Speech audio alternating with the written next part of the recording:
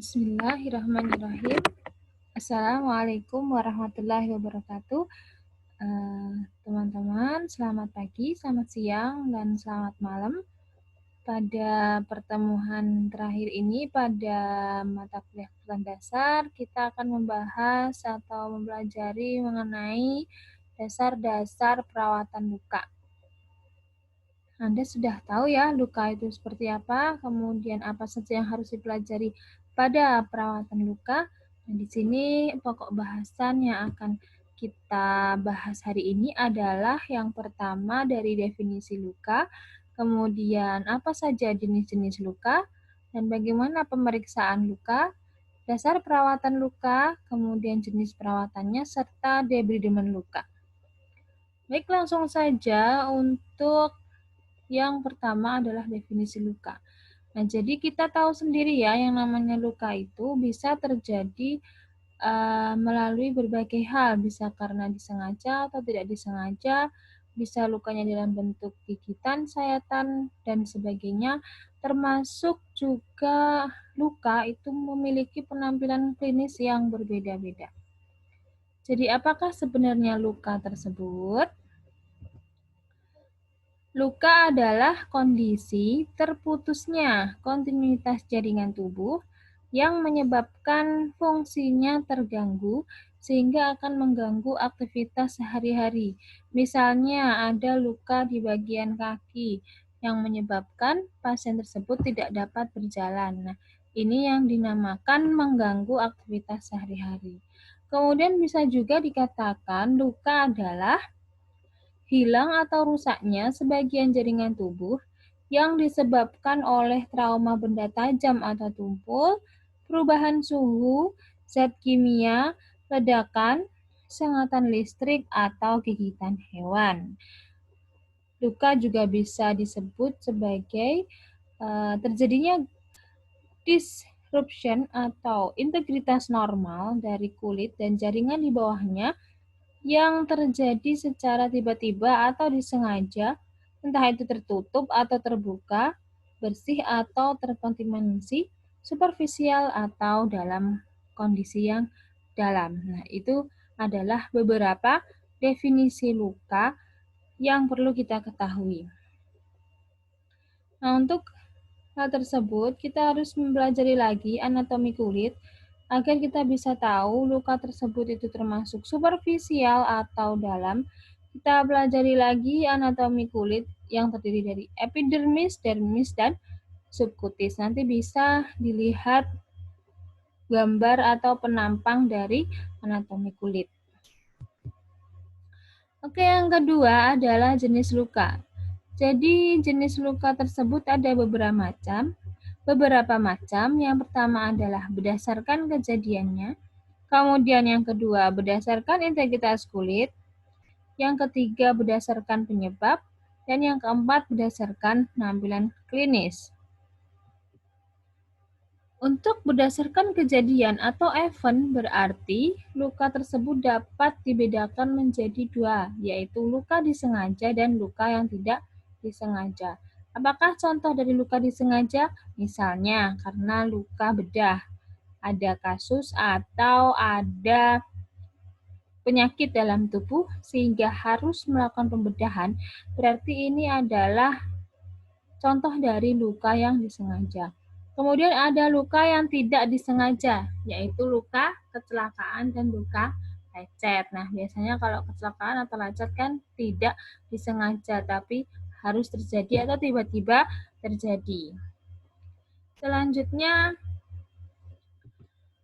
bagaimana atau apa jenis luka berdasarkan integritas kulit?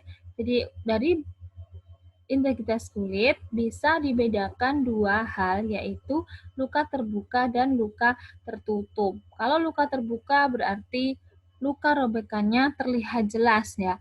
Misalnya karena luka gesekan, abrasio, kemudian karena luka tusukan, puncture. Nah, ini pasti akan terlihat, oh di sini habis ditusuk, bengkak, ada bekas lukanya. Nah, ini terbuka. Kemudian luka akibat perawatan luka atau hydration. Nah, yang kedua adalah luka tertutup. berarti luka yang berada di dalam, tidak terjadi robekan ya. Biasanya disebut juga dengan luka tapi tidak berdarah ya. Kemudian yang selanjutnya luka berdasarkan penyebab. Nah, ini ada dua macam, yaitu luka mekanik dan luka non-mekanik. Apa saja luka mekanik? Berarti luka yang memang dia disebabkan oleh suatu hal yang jelas ya, atau karena suatu tindakan. Misalnya luka karena sayat. Nah, ini disebut dengan vulnus schism. Jadi luka sayat berarti bisa karena pisau ya, disebut luka sayat. Kemudian ada vulnus contusum yaitu memar. Vulnus laceratum berarti terjadi robekan pada kulit. Kemudian ada vulnus punctum berarti luka akibat tusukan. Kemudian ada vulnus seloveradum atau luka tembak dan vulnus morsum. Ini karena luka terkikis. Kemudian yang kedua ada luka non-mekanik, yaitu luka akibat zat kimia, termik radiasi, atau sengatan listrik. Nah, selanjutnya, luka berdasarkan penampilan klinis itu dibedakan menjadi 5 hal. Jadi kita bisa lihat luka tersebut penampilannya seperti apa atau terlihat seperti apa. Ini bisa luka itu berwarna kehitaman. Nah, ini biasanya disebut nekrotik ya, karena jaringannya sudah mengalami nekrosis sehingga tidak tersuplai oksigen, maka jaringan tersebut akan berwarna kehitaman. Ini biasanya disebut jaringan nekrotik. Kemudian ada yang berwarna kuning, biasanya karena banyak nanah ya, sudah infeksi, ini disebut slough. Kemudian ada hijau, ini juga sudah terinfeksi. Ini biasanya sudah ditentukan atau sudah bisa ditentukan jenis bakterinya apa. Kemudian kalau berwarna merah berarti kulit pada saat itu mengalami proses granulasi. Kemudian kalau berwarna pink berarti disebut kulit tersebut sedang mengalami epitelisasi. Nah, selanjutnya untuk klasifikasi luka. Jadi luka itu bisa diklasifikasikan berdasarkan waktu dan sifat, kemudian berdasarkan penyebab, berdasarkan basic principle of wound healing, serta berdasarkan tingkat kontaminasinya. Untuk berdasarkan waktu dan sifat, luka dibedakan menjadi 4, yaitu akut, kemudian kronik, luka yang tidak sembuh, dan complicated wound. Nah, untuk luka akut, ini biasanya luka yang berlangsung kurang dari 6 bulan, maka disebut dengan akut. Jadi seperti apa luka yang akut itu? Luka yang proses penyembuhannya terjadi dalam beberapa waktu, di mana secara garis besar tidak memiliki etiologi yang mendasari untuk mengganggu respon peradangan. Luka akut yang tidak sembuh dalam 4-6 minggu akan berkembang sebagai luka kronik. Kemudian untuk luka kronik, yaitu luka yang masa penyembuhannya lebih dari waktu yang seharusnya. Hal ini bisa disebabkan karena penyakit dasar yang menyebabkan luka sulit untuk sembuh, misalnya karena ada tekanan, kemudian karena diabetes. Jadi Anda bisa lihat luka orang yang diabetes itu sulit sembuh karena kalau gula darahnya tidak stabil, luka akan tetap ada, tetap terbentuk, sulit untuk sembuh. Kemudian mungkin karena sirkulasi yang rendah, status nutrisi yang buruk, serta imunodefisiensi. Selanjutnya, luka yang tidak sembuh. Nah, ini penyembuhan luka tidak tercapai. Jadi untuk beberapa pasien, penyembuhan luka tidak tercapai sebagai contoh karena ulcerasi luka keganasan.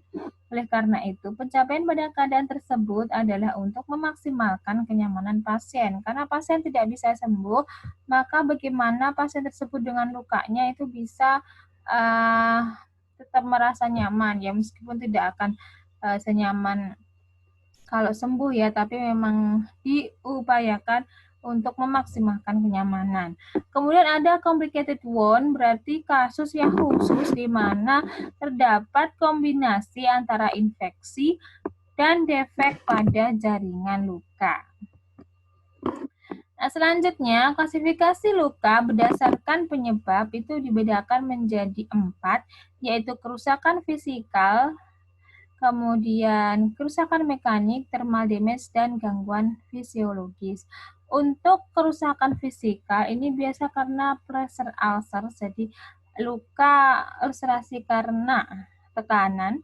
Kemudian kerusakan mekanikal, berarti ini bisa disebabkan karena abrasi, kemudian ada radiasi, ada luka akibat pisau, misalnya luka tembak, luka gigitan, dan lain-lain. Kemudian untuk thermal damage berarti luka bakar akibat api atau bahan kimia, luka radiasi atau luka gesekan, luka akibat listrik, dan gangguan fisiologis. Ini meliputi ulcerasi pada arteri atau vena, autoimun, endokrin, gangguan kulit, dan hematologi, serta terjadi neuropati. Ini luka berdasarkan gangguan fisiologisnya. Nah, selanjutnya berdasarkan basic principle of wound healing, luka bisa dibedakan karena trauma, kemudian luka karena luka bakar, kemudian luka akibat gigitan binatang, luka karena tekanan, biasanya kalau pasien yang tirah baring lama, luka tekanan atau disebut dengan dekubitus ya biasanya. Kemudian luka karena keterlibatan vaskuler, yaitu meliputi arteri, vena, limfatik, atau gabungannya. Kemudian imunodefisiensi, malignansi, luka karena kanker, connective tissue disorder, penyakit metabolik, misalnya diabetes tadi, kemudian defisiensi nutrisi, gangguan psikologi, serta karena efek samping terapi. Ini berdasarkan basic principle of wound healing. Kemudian untuk luka berdasarkan tingkat kontaminasinya, ini bisa dibedakan menjadi 4 ya. Yang pertama adalah clean wound, berarti disebut dengan luka bersih. Ya. Luka bersih ini biasanya adalah luka operasi yang bersih di mana tidak didapatkan adanya tanda inflamasi. Jadi biasanya luka tidak menyebar ke organ lain seperti saluran gastro, saluran kemih, genital, dan saluran pernafasan. Luka bersih biasanya tertutup. Kemudian yang kedua, luka bersih terkontaminasi, clean contaminate, yaitu luka operasi yang melewati saluran gastro, saluran kemih, genital, dan saluran pernafasan. Biasanya pada kasus pemasangan tracheostomi misalnya, ini kan berarti melewati saluran pernafasan. Kemudian ada luka kontaminate, berarti luka yang terkontaminasi. Ini biasanya adalah luka akibat trauma yang baru dan terbuka, operasi besar dengan teknik steril, contohnya pemijatan jantung terbuka, atau kontaminasi yang nyata dari saluran gastrointestinal, dan insisi di mana terjadi inflamasi. Jadi luka terkontaminasi berarti luka yang melewati saluran-saluran tersebut, gastro, saluran kemih, genital, dan sudah jelas-jelas terdapat inflamasi akut non virulen. Kemudian untuk dirti berarti luka kotor, ini biasanya luka traumatik lama dengan jaringannya sudah mati dan melibatkan infeksi atau perforasi viscera. Nah, selanjutnya untuk tahap penyembuhan luka atau biasa disebut fisiologi penyembuhan itu meliputi 4 hal ya. Yang pertama adalah respon inflamasi atau biasa disebut fase koagulasi dan inflamasi biasanya terjadi 0 sampai 5 hari. Kemudian ada fase destruksi atau biasa disebut proliferasi atau rekonstruksi itu 5 sampai 21 hari. Kemudian fase remodeling atau maturasi itu 21 hari sampai 1 tahun. Nah, untuk respon inflamasi ini adalah proses peradangan dan migrasi leukosit ke daerah yang rusak. Jadi, setelah terjadi luka pada tubuh, itu akan melibatkan yang namanya platelet pada sel darah putih. Nah, pengeluaran platelet yang banyak ini akan menyebabkan vasokonstriksi, sehingga proses ini bertujuan untuk hemostatis, sehingga mencegah perdarahan lebih lanjut. Nah, karena ada luka, maka respon tubuh itu akan vasokonstriksi agar perdarahannya tidak banyak. Kemudian terjadi vasodilatasi dan pelepasan substansi vasodilator. Selanjutnya, untuk fase inflamasi memungkinkan pergerakan leukosit, utamanya neutrofil, selanjutnya memfagosit dan membunuh bakteri, dan masuk ke matriks fibrin dalam persiapan pembentukan jaringan baru. Nah, jadi setelah ada luka, maka terjadi vasokonstriksi, kemudian sel darah merah yang di dalam tubuh beserta dengan leukosit itu membentuk benang-benang fibrin agar jaringan tertutup dan terbentuk jaringan baru. Nah, kenapa hal ini terjadi? Tentunya yang pertama adalah untuk menghentikan perdarahan, kemudian membersihkan area luka dari benda asing, sel-sel mati dan bakteri, kemudian persiapan dimulainya proses penyembuhan luka. Kemudian yang kedua adalah destruksi, berarti jaringan mati dibersihkan oleh leukosit, polimorfonuklear, dan makrofag. Untuk destruktif atau bisa disebut dengan berarti pembentukan ya, destruksi berarti kan sudah rusak ya. Jadi di sini ada jaringan mati yang dibersihkan oleh leukosit. Kemudian yang ketiga, proliferasi berarti pembuluh darah baru diperkuat oleh jaringan IKA dan menginfiltrasi luka. Nah, pada proses proliferasi biasanya terjadi proses granulasi, yaitu untuk mengisi ruang kosong pada luka.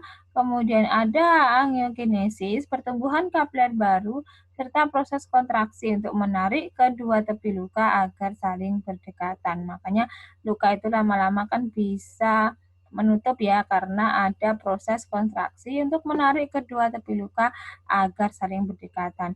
Kemudian yang keempat adalah maturasi. Nah, fase ini merupakan fase terakhir di mana di sini terjadi reepitalisasi, konstruksi luka, dan organisasi jaringan ikat.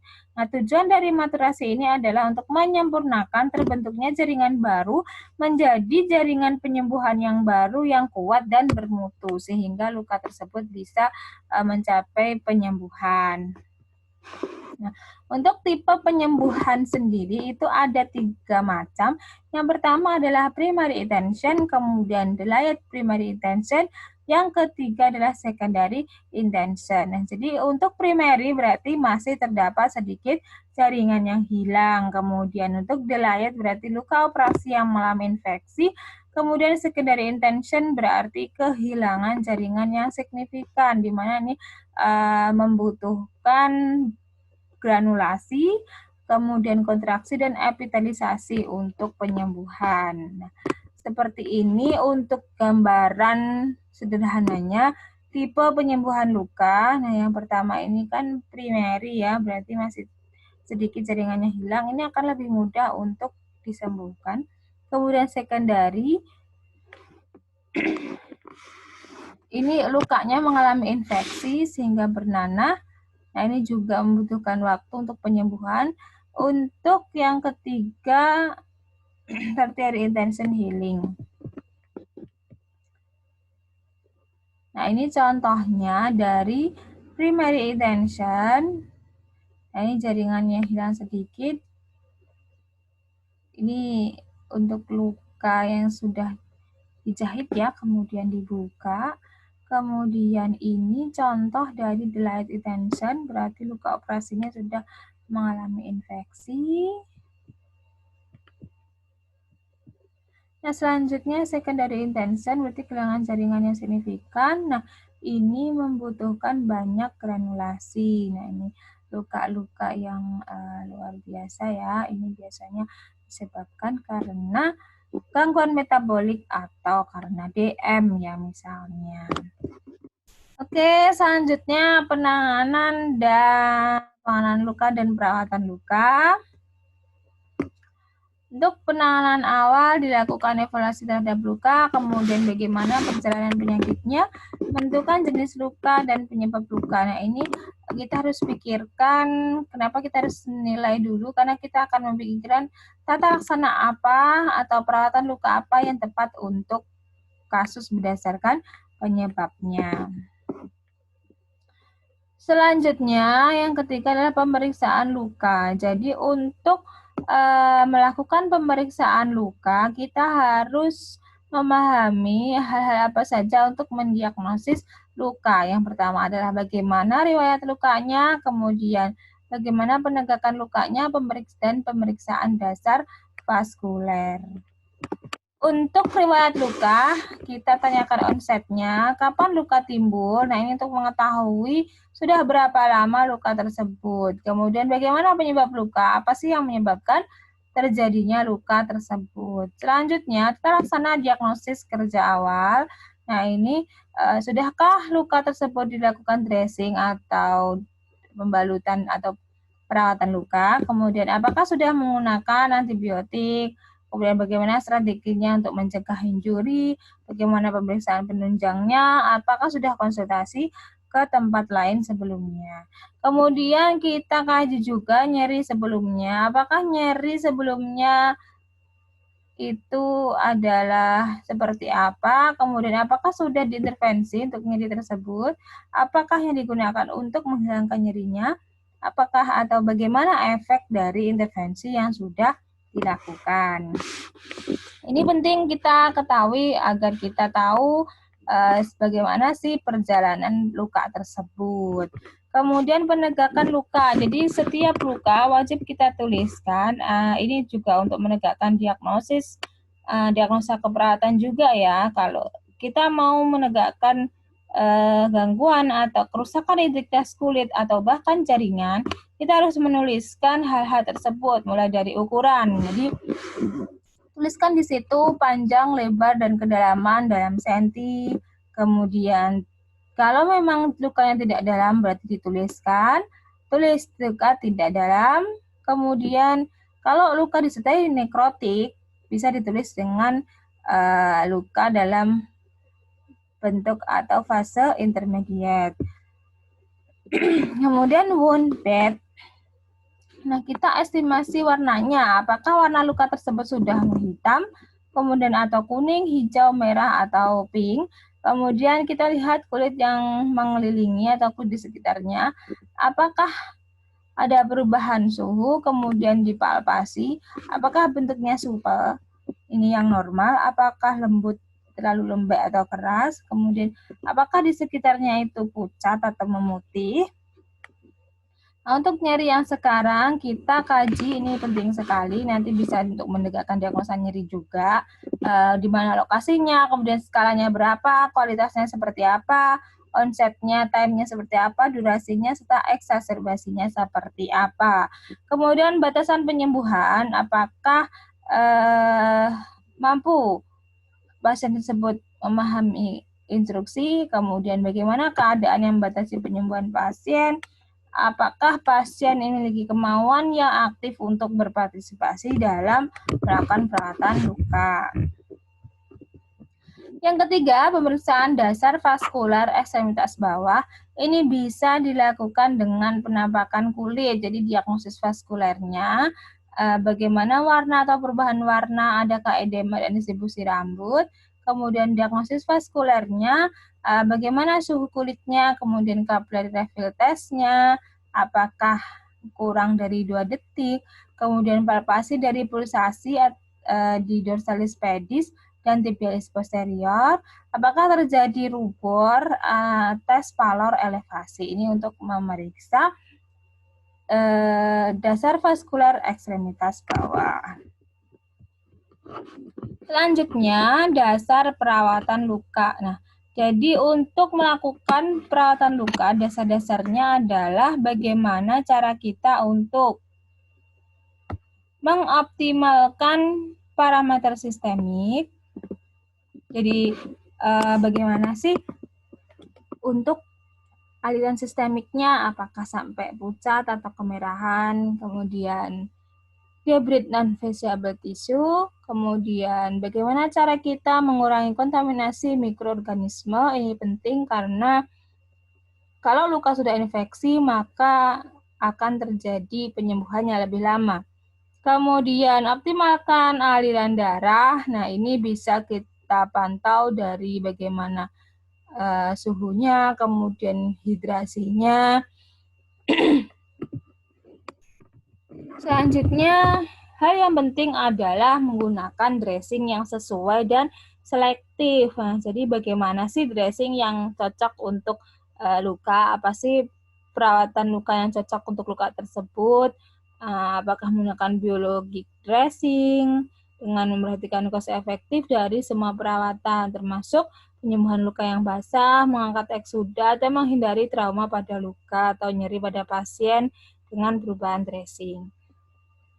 Kemudian yang perlu diperhatikan juga adalah gunakan terapi farmakologi yang tepat, jangan sampai obat-obatannya salah atau ternyata pasiennya alergi terhadap obat-obatan tersebut.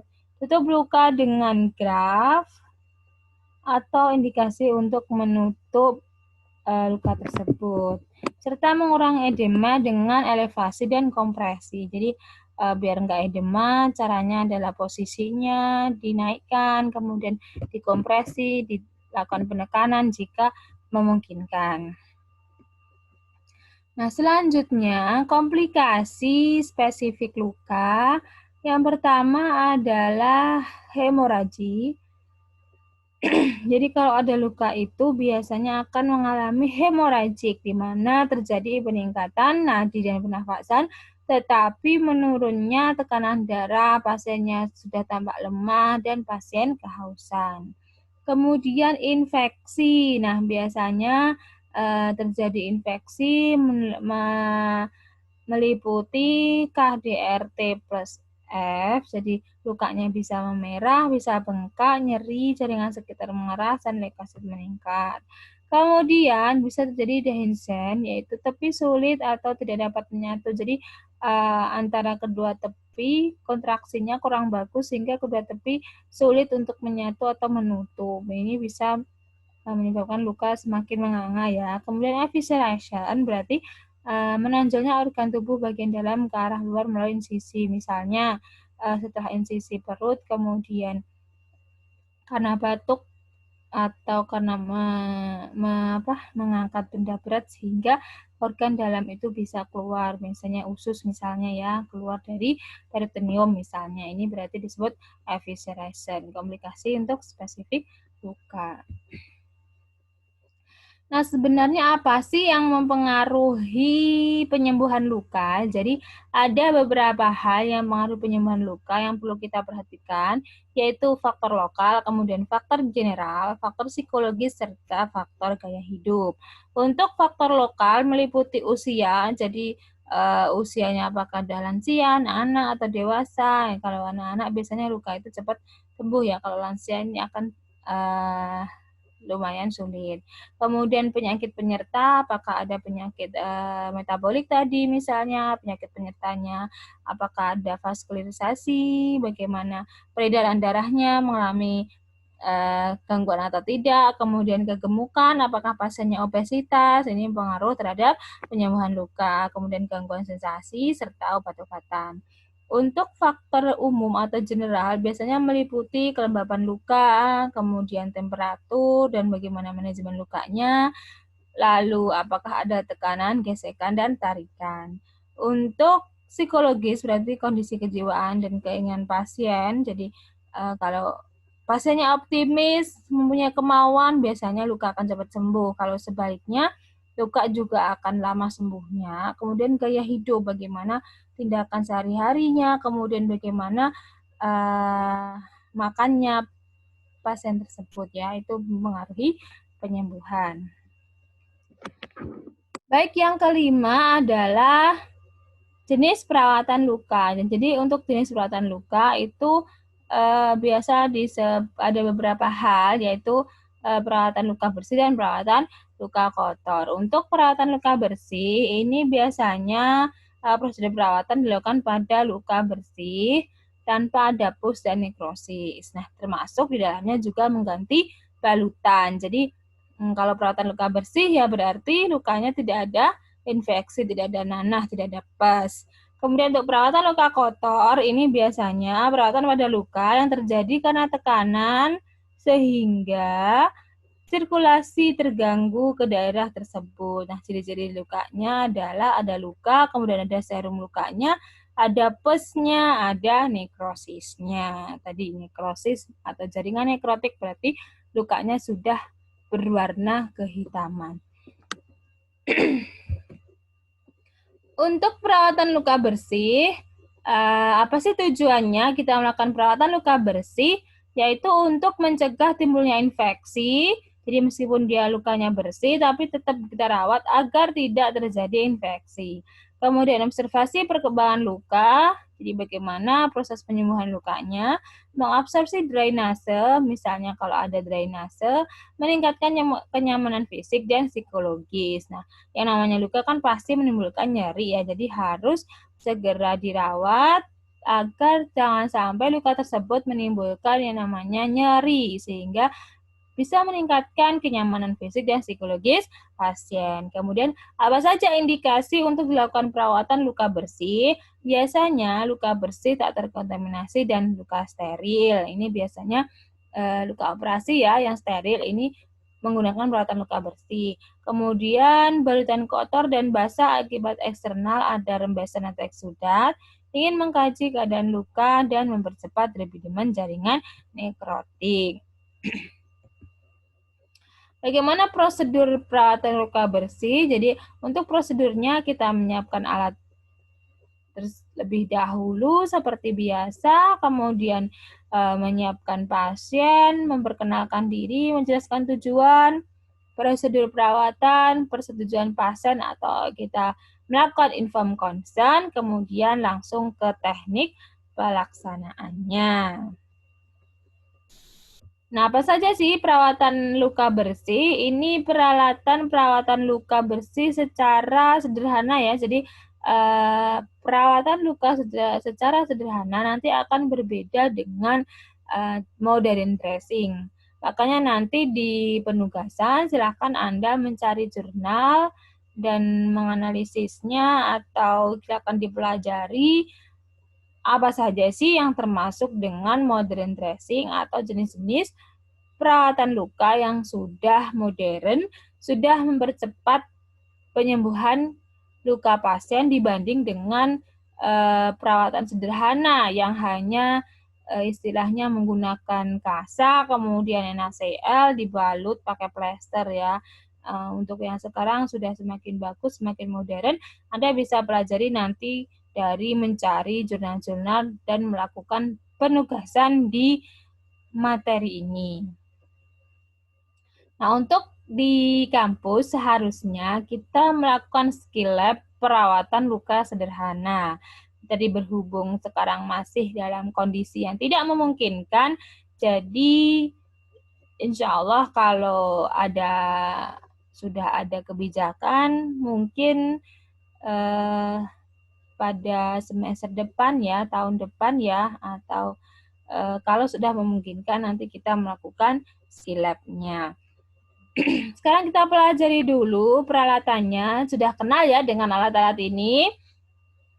Jadi yang kita perlukan pada perawatan luka sederhana yaitu meliputi bengkok atau kantong plastik kalau tidak ada.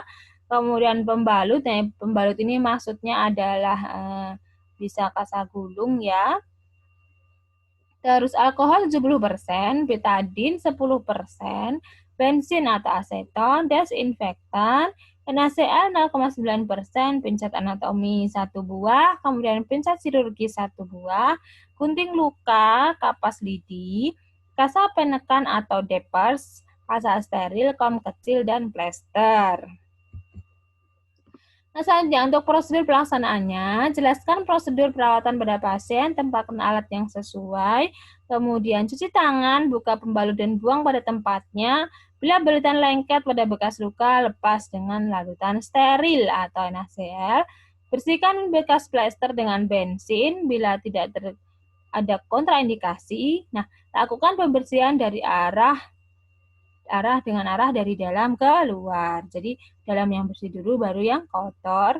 Kemudian desinfektan sekitar luka dengan alkohol 70%. Selanjutnya, buanglah kapas kotor pada tempatnya dan pijat kotor tempatkan pada bengkok dengan larutan desinfektan agar langsung disterilkan.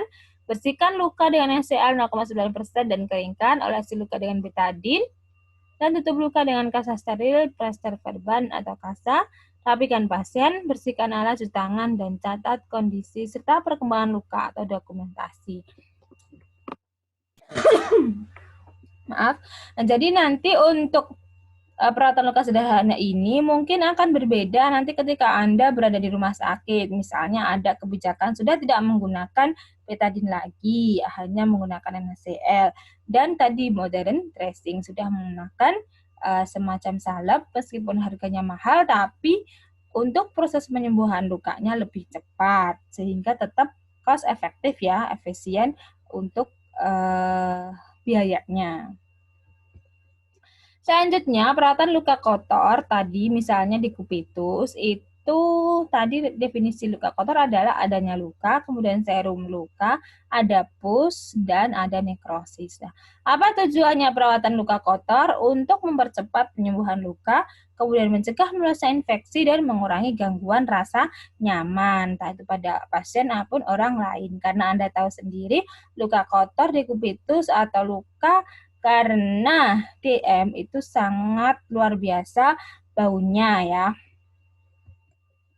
Prosedurnya masih sama, menyiapkan alat, pasien, kemudian memperkenalkan diri, menjelaskan tujuan, prosedur, minta inform consent bersetujuan pasien, serta langsung ke teknik pelaksanaan.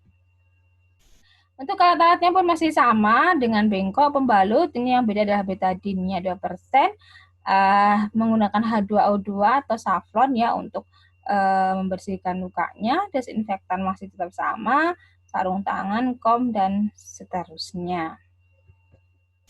Untuk prosedur, jelaskan prosedur, kemudian tempatkan alat yang sesuai, cuci tangan dan gunakan sarung tangan. Kalau bisa itu kita gunakan teknik steril, kemudian sarung tangan digunakan saat memegang bahan berair, buka pembalut, buang pada tempatnya, kajilah luka di kupitus yang ada, bersihkan bekas plester dengan bensin, sama arahnya dari dalam keluar, desinfektan sekitar luka dengan alkohol 70%. Kemudian buang kapas kotor pada tempatnya, bersihkan luka dengan saffron, bersihkan luka dengan NaCl, dan keringkan. Olesi luka dengan betadine sesuai dengan advice dokter atau kebijakan yang dilakukan di rumah sakit dan di ruangan tersebut.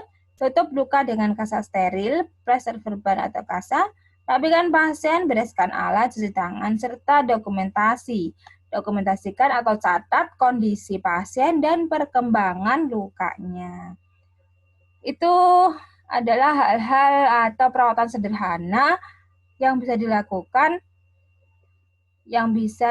pada pasien dengan luka bersih dan luka kotor. Nah, hal-hal penting yang harus Anda cermati adalah cermat dalam menjaga kesterilan. Makanya kalau praktek atau skill lab, steril itu poin penting ya. Kalau Anda sudah tidak steril berarti tidak bisa melanjutkan yang namanya ganti balut karena percuma nanti lukanya bisa infeksi. Ini untuk melatih agar Anda terbiasa cermat dalam menjaga kesterilan. Kemudian peka terhadap privasi pasien. Nah, karena ini luka entah itu karena bentuk lukanya, kedalamannya, atau posisi luka, jadi cermati atau perhatikan terhadap privasi pasien. Kemudian, saat melepas atau memasang balutan, perhatikan tidak merubah posisi drain atau menarik luka. Kalau ini biasanya luka operasi dengan drain. Kemudian, alat pelindung mata harus dipakai bila terdapat risiko kontaminasi okuler seperti cipratan pada mata. Jadi, bisa menggunakan APD, kacamata Google, untuk menghindari adanya cipratan.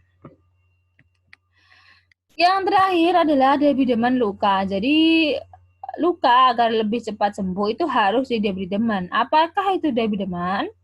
Debridement adalah tindakan mempersiapkan penyembuhan luka dengan mengurangi bioburden atau mikroorganisme.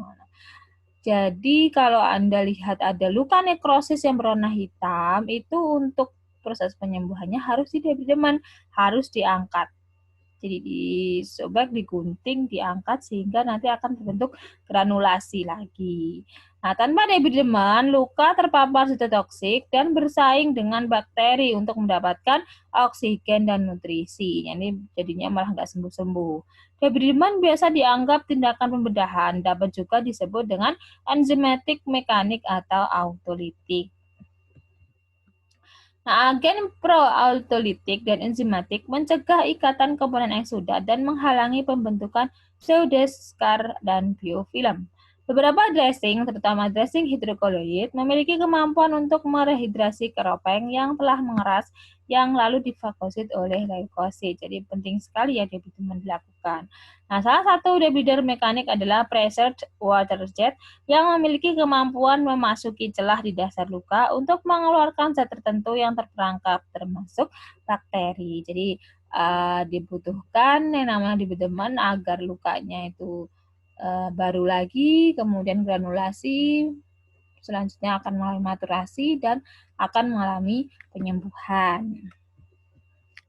Baik, terima kasih. Demikian yang bisa saya sampaikan. Ada pertanyaan bisa ditanyakan langsung ke saya atau bisa chat di forum diskusi. Nanti Anda bisa berdiskusi dengan teman-teman dan juga bisa berdiskusi dengan saya. Ini materi terakhir saya. Terima kasih atas perhatiannya. Ada salah saya mohon maaf.